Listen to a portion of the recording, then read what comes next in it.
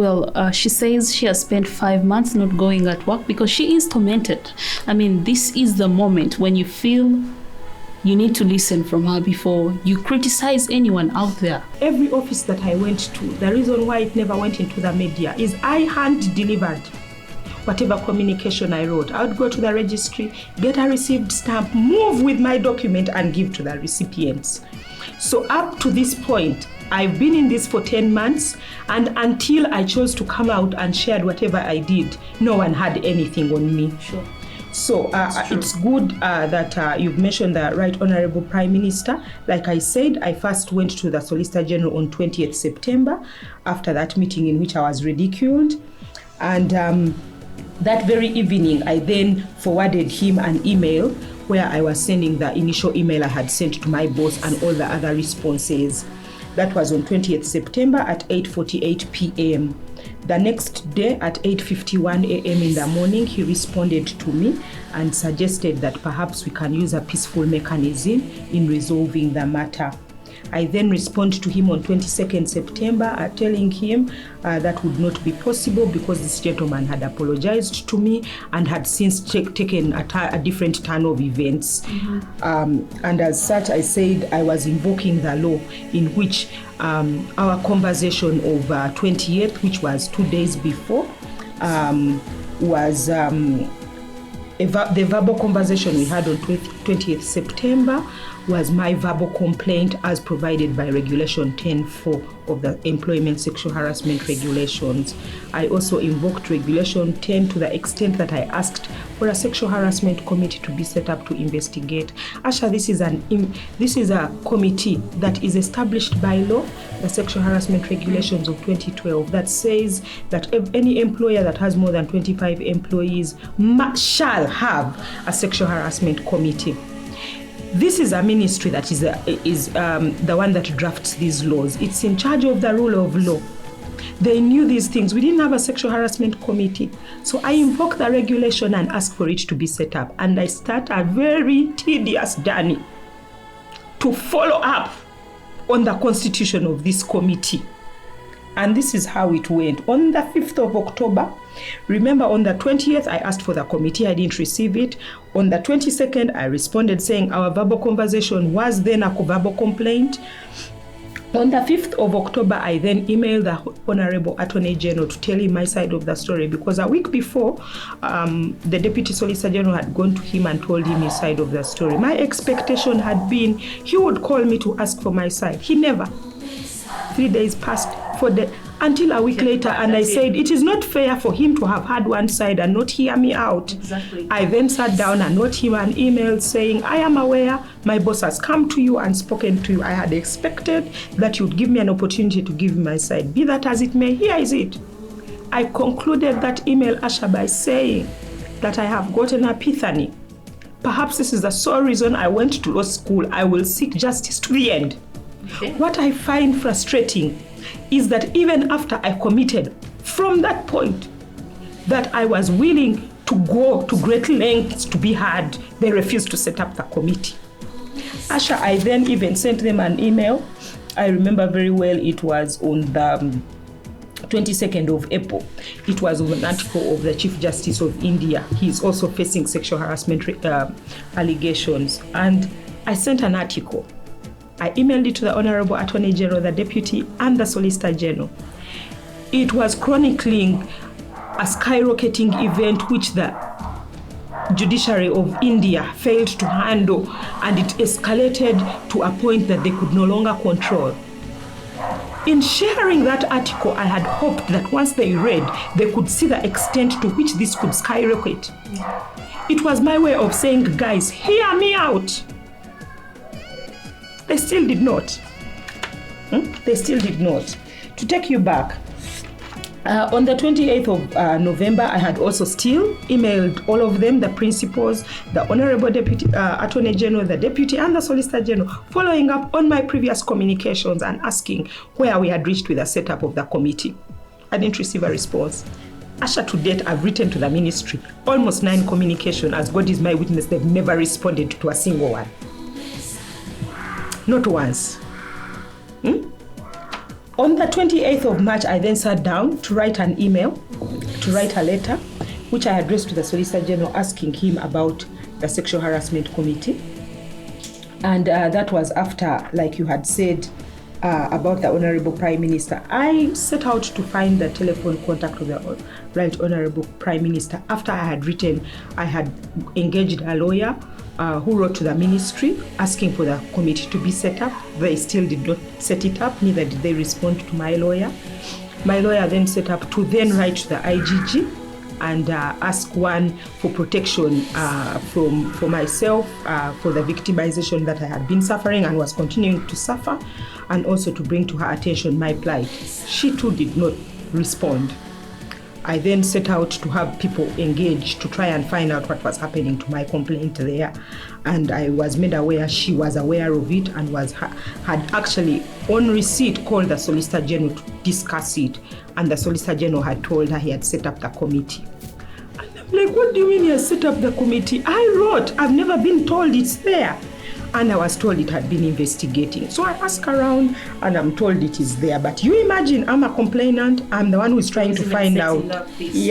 Who is trying to find out of its existence. So when the IGG also did not assist me, I then set up to get the Honorable Prime Minister's number, which I got on a Sunday. It was 3rd March.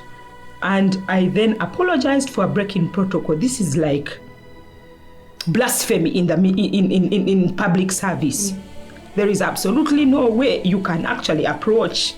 But I can assure you, by the time I sought him out, I was purposeful.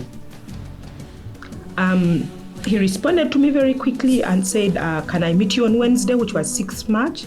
So I wrote a letter chronicling what I had been going through and went with it. Took it to his secretary, who received it, and he met me on that very day. He was in too much, you know, when someone is surprised by what you're discussing. I had been there, was supposed to have met at 4, but he was so busy, had so many people, was meeting them 5-10 minutes. So I met him like an hour and 40 minutes after our scheduled time, which is not really extraordinary. But Asha, he listened to me, he was receiving calls. He then switched off his phone and gave me 40 minutes listening to me and committed he was going to resolve that issue. I left. It was the first time since I had complained that someone had listened to. It was the first time that someone indicated that they cared. And I left, you know, of even the people that I told, for me, all my burdens had ended the day I met the Right Honorable Prime Minister, because he looked me in the face and committed to resolve this issue. But Asha, to date, nothing has been done. When you say that this is 2 weeks since this story broke, I can actually tell you that government has not engaged us. I've not received any call from any government organ, be it the Ministry of Gender, be it the Ministry of Ethics, be it the Public Service. But I'm out there being demonized. You know, I'm a government employee. I went through law school, through hardship, unimaginable hardship, in the hope that the day I'll become a lawyer, I'll be able to liberate myself and who? My mother who? But anyway, so here I am after meeting him and I didn't get any assistance. I waited a few weeks and then engaged the UN. Actually, I was able to. In fact, a week now. It's 2 weeks. It's 2 weeks. It's 2 weeks. Today is 18th, as in it's 20. Yeah, it's because my story broke, I think 6th. Yeah, it's 2 weeks. They've not engaged. They've not. So after the Right Honorable Prime Minister, I then engaged. I looked for the contacts of people in the UN in New York, and I approached them with my matter. I also approached the World Bank.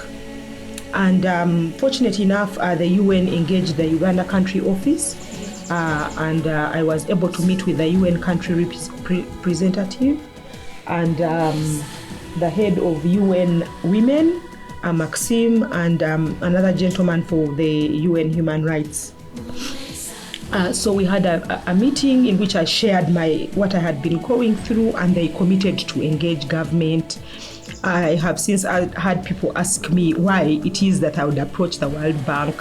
But I mean, the World Bank has an ombudsman. This is like the role of the IGG, in which they try to enforce and ensure that the countries where they have, invested money are following the rule of law, that you're not using child soldiers, that you're not having, child wives, that indeed this money is building an economy that follows rules and structures and such.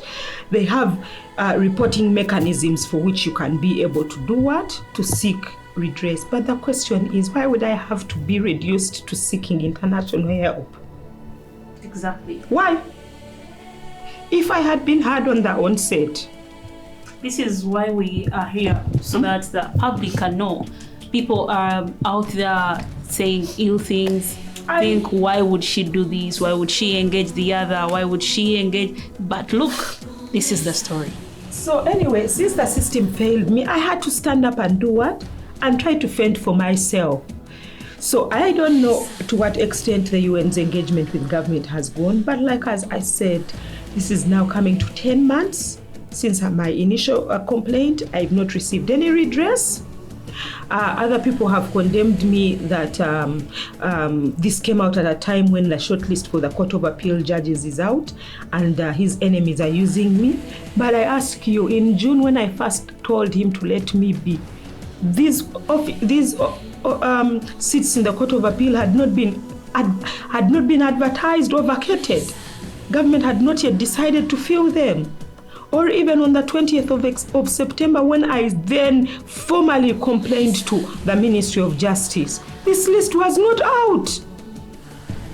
This is diversionary, and I will stick to my script. That man sexually harassed me for decades. He knows it. He knows it. He has frustrated the system from even hearing me out. I hear people keep saying that it is only me who has spoken out since, that the rules of natural justice require that both parties be heard. I haven't muzzled him. To the contrary, he has muzzled me. From the point that you cannot imagine, after the committee was set, Asha, a week later, the Solicitor General was not around, and that guy assumed the office of the Solicitor General, and he is foreseeing a committee that is investigating him. I told you I've not been working for 5 months. There was a time I went to the office. I did meet him in the corridors. All high and mighty, he was there, swollen, and I was overcome by so much anger. I wanted to just I was wearing a high-heeled shoe, to sit on him and pelt him. When you reach this explosive point, it is when I said, Samantha, you've got to take a step aside. You've got to step aside. You are then going to become, violent, and you will be dismissed. It's an offense. You cannot fight at the office. But that, you imagine, from a person who has told you the difference within the public service, I can't speak back to my boss. I refer to him as sir. But I've gotten to a point where I want to pelt him with blows. The Honorable Deputy Attorney General tried to mediate and asked for a meeting. He wanted us to be in the meeting where he would speak to him. I told him I cannot face this man. I even told it to him in Runyankole. I said, that is how annoyed I was. And he realized that there was no possibility that we would be in the same room while he sat across me, and was able to engage him separately. So the question is, why would I have, that man has put me through a lot. You can even see, he has frustrated the system from hearing me out. So when I hear people say, why isn't he being heard? Why is he being extended a courtesy he could not extend me? That he's chosen to keep quiet is not any of my problems. Or that I am speaking out does not really mean that, So anyway, I've been through a lot. And as God is my witness, like I told the Honorable Attorney General, I'm going to seek justice to the death. They will not muzzle me, I'll be heard. And I want to tell viewers that as women, we know what we are going through. I appeal to anyone who has a similar Asha. I have had people, I'm overwhelmed. People on the street thanking me, both men and women, for standing up for their daughters. They've told me immeasurable things that, some have even shared with me experiences with the same person. Others, I've received calls of people wanting to come out, and they're saying, you've encouraged me. I am looking at you today, and I appeal to you. Do not look at my strength and think that you can be able to weather this storm. I've gone through immeasurable suffering. So let us stand up as women, set up structures to fight for ourselves, and tell this government enough is enough. They paid enough lip service to the fact that they are looking after women's rights. We know for a fact we are on our own. Exactly, they are not. There are organizations I see here like banks which are recruiting girls through these service companies. They give you a year contract. That thing is purposely intended to discriminate against a woman. I have a friend who, when she conceived, did not get her contract renewed. So they give these girls 1 year contracts so that at the point at which you have conceived, if you are they just don't renew. The question is, why would you put someone whose maternal role in this world is to bring life into such immeasurable suffering? And ignore. We go through a lot. So I want to tell viewers that this is the start. I've got your back. If you've had an experience like mine, please do not face your tormentor. Let us calm down, strategize. I'll share with you my email in which you can write to me private experiences, and I'll help you through this. It may not be for purposes of coming out, but for counseling. Let me tell you something, Asha. If I had, on the onset, everyone knows me as strong. I kept telling my friends, I'm fine, till I broke down and told a friend of mine, Rosemary, whenever you hear me say I'm fine, I'm not. It's a typical response. Asha, I went into a depression. I would spend 4 days on end in bed without even being able to make myself a cup of tea. I have immeasurable strength. That guy has tested it. So I have nothing left but strength and the knowledge that I am facing my truth. Well, now, what are some of those hopeful measures you're seeing? Recent we had a presser with the journalists addressing this issue, and we opted that the government was going to come out, or the people would caution the government, because it's not a matter of only her, but when she comes out with the presser and puts it out, like you said, the number of females facing this exact challenge. So when she came out, and we expected all females together would come out, because we are all facing this. Yeah, and people need to know, like you said at the introduction, this is within employment. Have you ever asked yourself, for instance, why a bank manager should not have a relationship with a CFO? If he has that kind of influence, or would you want your surgeon, a doctor, if he was having a relationship with the nursing surgeon? You imagine if they had a fight and they're in the operating room and you're the one who is on the table. Their emotions would be lost on you. Your life is in danger. The issue is they are criminalizing these kinds of things in the office. For people who are saying I've been in a consensual relationship and it has gone back, if that had even been the case, he should still not be in office. This is power play. It acknowledges he has power over me. You get it? And as such, even if on the onset I had agreed to and had gotten this benefit, when I change my mind or whatever the case may be, it then still hinges on the fact that he is committing an offense by engaging in a relationship with someone who is subordinate, whom he has influence over. It even negates any consent had it been there. So let's stand up to this vice and fight for ourselves. Like I said, no one else is going to do so. Do you have like a period of time that was given to you by the UN and they told you, Samantha, we are going to get back to you in this time? And this is diplomacy. Like I said, with the UN, my intention had been for them to know the lengths at which I can go to seek justice. But I think it's really overtaken by events. They really know. And the reception that I received, they are doing their part. I believe they are doing their part, but you can imagine if even the influence of international bodies has not fazed them, then you can see the impunity. They still intend to leave us voiceless, but I assure you, this voice is not going back. This was my war cry to the battleground. I am not going back. It is for me that I stand up, and for any other woman. We've had enough. Oh, yes. Thank you so much, Samantha. Well, all said, actually not all said. We still had a lot to say, and we shall share. I mean, let's not stop it at here, and we can come together.